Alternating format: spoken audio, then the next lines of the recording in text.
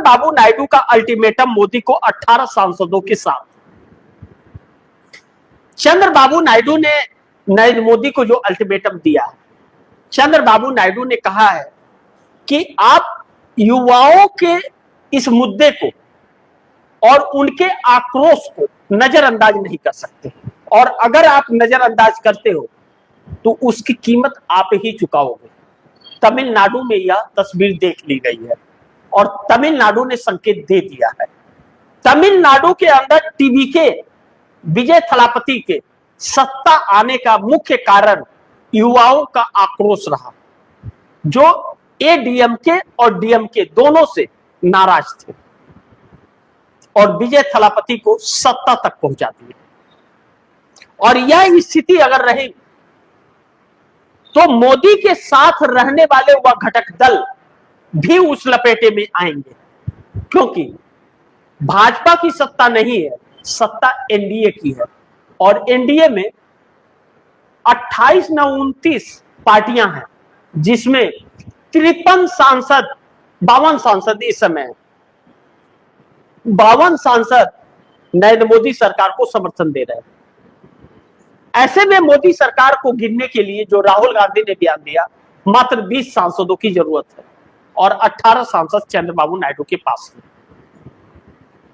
अगर चढ़ाई हुई दिल्ली पर छात्रों ने, जैसा अल्टीमेटम यूथ कांग्रेस ने दिया कि 11 दिनों में आपको शिक्षा मंत्री धर्मेंद्र प्रधान का इस्तीफा लेना पड़ेगा, मोदी को उनका इस्तीफा देना पड़ेगा और जिम्मेदारी भी लेनी पड़ेगी कि उसकी जांच होगी, और नहीं लिया तो चढ़ाई निश्चित है। चढ़ाई होगा तो पूरे देश की प्रतिक्रिया आएगी युवाओं की, क्योंकि वह हर युवा के लड़ाई होगी।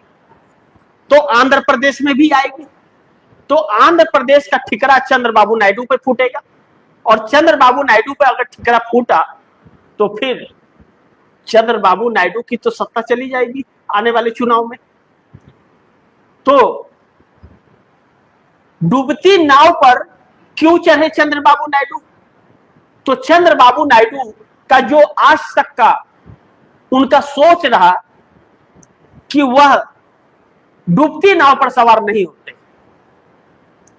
वह अपने फायदे के लिए किसी से जुड़ते हैं, तो फिर चंद्रबाबू नायडू तो पहले साथ छोड़ करके निकल जाएंगे, तो राहुल गांधी की बातें सच हो जाएगी। और चंद्रबाबू नायडू यही अल्टीमेटम दे रहे हैं कि आप उन युवाओं के बातों को और मुद्दों को नजरअंदाज मत कीजिए। याद कर लीजिए कि आपके पड़ोसी देशों में, पड़ोसी के 3 देशों में कब कब क्या क्या हुआ, तो किसी भी संभावना से आप इनकार नहीं कर सकते, आप रोक नहीं पाएंगे। अगर 3 दिनों के अंदर 2 करोड़ युवा काक्रोश से जुड़ सकते हैं, तो उसी युवा की तो लड़ाई चल रही है,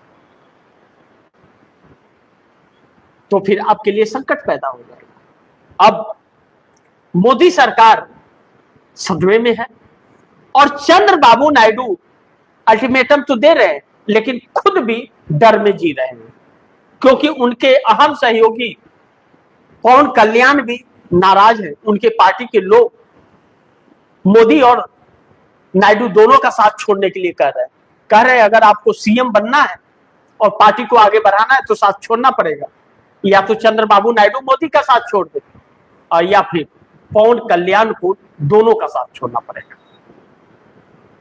ऐसे में चंद्रबाबू नायडू अभी कुछ ही दिन पहले एक बड़ा प्रोजेक्ट भी पा गए, जो तमिलनाडु से उठा करके दे दिया गया खुश करने के लिए कि 8 महीने के अनबन को थोड़ा शांत कर लिया जाए।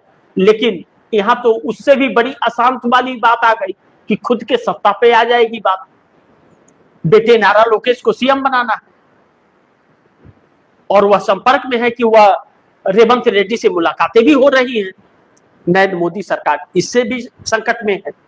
अब चंद्रबाबू नायडू के इस अल्टीमेटम का मोदी सरकार पर असर क्या पड़ता है? क्या उन बातों को मानती है या नजरअंदाज करती है? अगर धर्मेंद्र प्रधान का इस्तीफा हो गया तो फिर आगे वित्त मंत्री का इस्तीफा मांगेंगे, रेल मंत्री का मांगेंगे, अमित शाह का भी मांगेंगे, नरेंद्र मोदी का भी मांगा जाएगा। तो फिर संकट में सरकार खड़ी हो गई है।